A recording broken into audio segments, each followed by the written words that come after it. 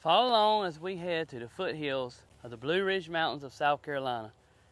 We took an overnight trip to Travelers Rest, South Carolina to check out an epic restaurant tucked away on a golf course with crazy views of the mountains.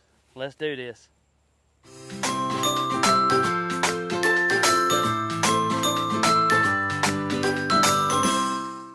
Hey y'all, I'm Ronnie and it is my goal to bring you the best Southern inspired recipes, reviews, and restaurants from the South and beyond.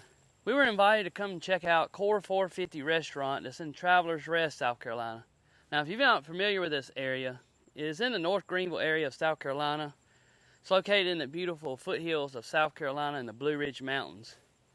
This restaurant sits on a beautiful award-winning golf course. It's just about a half-mile past North Greenville University. Now what makes this restaurant so unique has to be the setting. And as I mentioned, it is sitting on the Cherokee Valley Golf Course and Club. But not only that, it is also a community with nice houses around it. And they have a cottage section where you can rent a cottage. You can come play golf for the day on the beautiful course. Then after you play golf, you can enjoy a meal that night at Core450. Now all of this is at a pretty reasonable price. These cottages are huge. The one we stayed in had 4 bedrooms and each bedroom had 2 queen beds in it. So if you're with a group of your buddies, let's say you have 16 people, all of you can stay in one cottage. Each bedroom has a nice big bathroom and there's a large table in the center. There's room enough for everyone to eat. There's also a large living room where everybody can gather. There's a small kitchen with all of your main appliances and a nice big back porch that overlooks the golf course. All this is within walking distance of Core450 Restaurant and their pro shop. Now I know this video is more about the restaurant, but I would be remiss if I didn't tell you about the golf course and all the other amenities that they have. The golf course was in great shape. One of the things that I really liked about the golf course was the golf carts. They have built-in GPS that tells you the distance to the green from your ball, as well as the topography and undulation of the greens once you get close to the greens. The golf cart even has JBL Bluetooth speakers and you can listen to your favorite playlist while you're playing golf. And to top that off, you can order food right from your golf cart and they'll bring it out there to you. The course offers amazing views of the mountains off in the distance, and I will say that the greens are hard and they're fast, so if you're playing here, be careful of landing your long shots on the green because you're probably going to be on the back side of the green. All of this is at a really reasonable price. The green fees are $45 during the week and $55 on the weekend, which for this type of course I think is really good. So now let's get to the meat of the video. Let's talk about the restaurant, the thing that you're here to see. I saved the best for last. The Core450 Restaurant. The restaurant itself is beautiful, it's modern, it's sleek. There's views of the golf course. There's these big picture windows that offer amazing views of the golf course.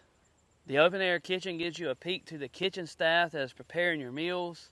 It's almost like they're preparing them in front of you. We actually were seated on the half-top seats that were facing the kitchen, talking with one of the chefs, Matt, who I later found out was actually the owner of the restaurant and the golf course. You talk about sweat equity. Matt was right there at it, putting in the work. I love being able to watch it all unfold in the kitchen.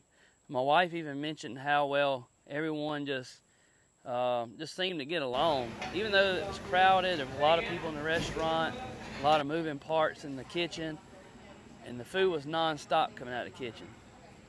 So let's talk about the food. So to start with, we ordered fried okra with a spicy cream cheese dip. So good. And the difference was that they sliced the okra long ways like this and breaded them and deep fried them.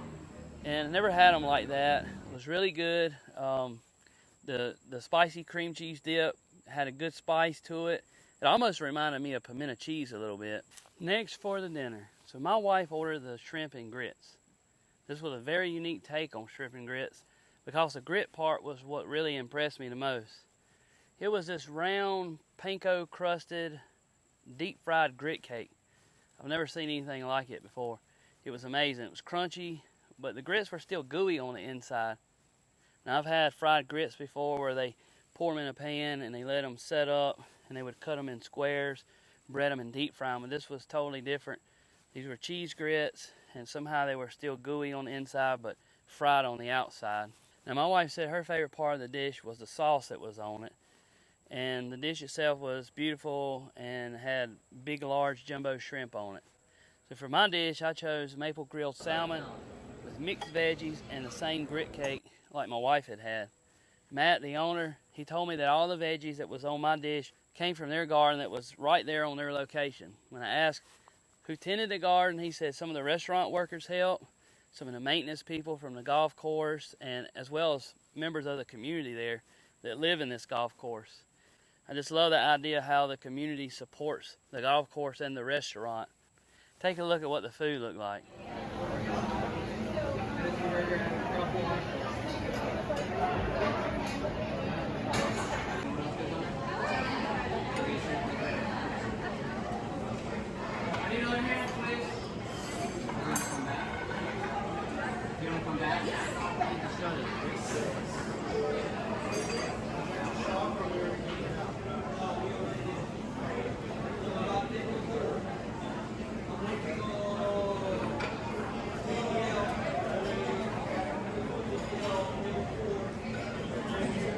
I need all hands, please.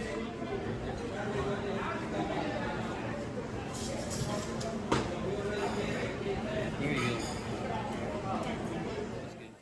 As we move outside of the restaurant, you can see they have a huge outdoor patio, has a walk-up bar.